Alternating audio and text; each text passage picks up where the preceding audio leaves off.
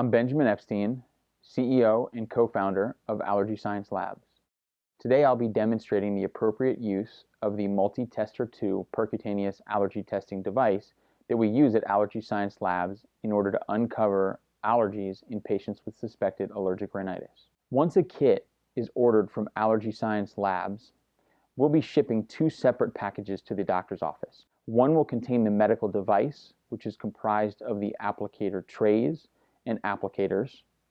It will also contain marketing materials and the necessary forms to document the results of the allergy test. The second package, which will also be shipped to the doctor's office, will contain the liquid allergen extracts, which will need to be refrigerated once received by the office. Now I've unpacked the contents of an ASL allergy testing kit. And what you'll find inside the kit are 3 applicator trays. These trays are labeled A, B, C, D, E, F, and G, H, I. There are 72 total applicator wells inside each of these 3 applicator trays. You'll also find in each kit that there will be 33 envelopes. Each envelope corresponds to a test subject. Inside that envelope are 9 applicators used for testing. And I'll show you what we do with the applicators in just a moment. Inside the kit also will come a variety of different documents and forms that will be used at various stages throughout the testing and treatment process, as well as an anti-itch cream that can be applied to the patient's back after we perform percutaneous allergy testing. We'll always start with applicator A through C.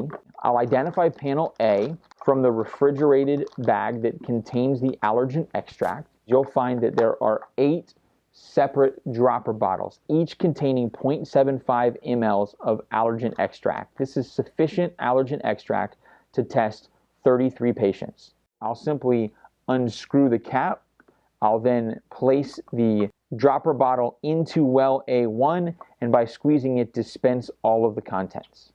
Now that we've completed panel A, I'll continue these steps until all 72 allergens have been deployed. Now that all applicator trays have been loaded with allergen extract, we're ready to move forward with performing percutaneous allergy testing on our patient.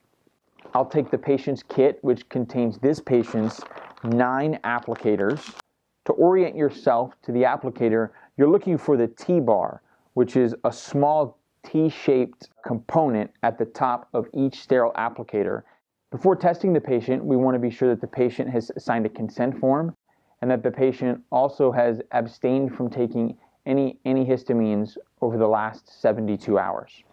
We'll prep the patient's back by wiping the majority of the surface area down with an alcohol swab or cotton ball.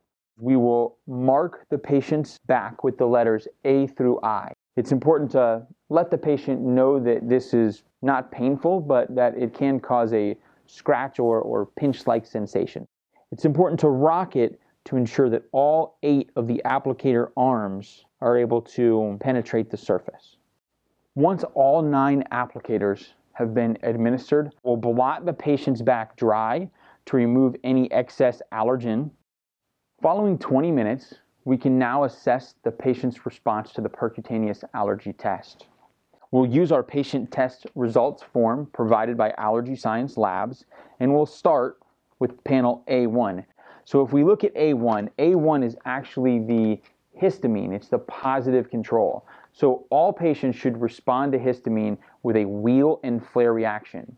Most patients will have a 7 to 9 millimeter flare reaction with a reddened erythematic wheal associated with that histamine response.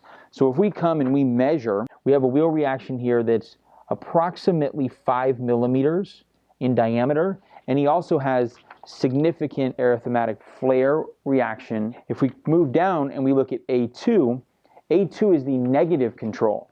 So we've basically applied a non-irritating saline type solution to the patient's back at A2. And what you're seeing here is really no response, which is what we would hope for. This is showing us that the patient doesn't have certain conditions where they would respond to everything. The histamine, the positive control, tells us that the patient hasn't taken antihistamines and that the test is actually going to work and you can get accurate results. So our goal now would be to move from A1 to A2 to A3 and then to A4, which is where I see the next reaction. And so if we measure the wheal reaction here, we're looking at about a 9 millimeter. You're looking for the largest diameter location, about a 9 millimeter wheal reaction in this patient. And if we look at what A4 is actually American sycamore. So that's what the patient's reacting to. So I would record 9 millimeters for A4 on my data collection form.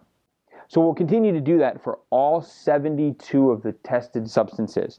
And this would give us 90% diagnostic certainty what the patient is allergic to. The final step in the process, we're going to apply either a hydrocortisone or diphenhydramine anti-itch cream, which will help relieve the patient's itching and irritation. And that would conclude the percutaneous allergy test.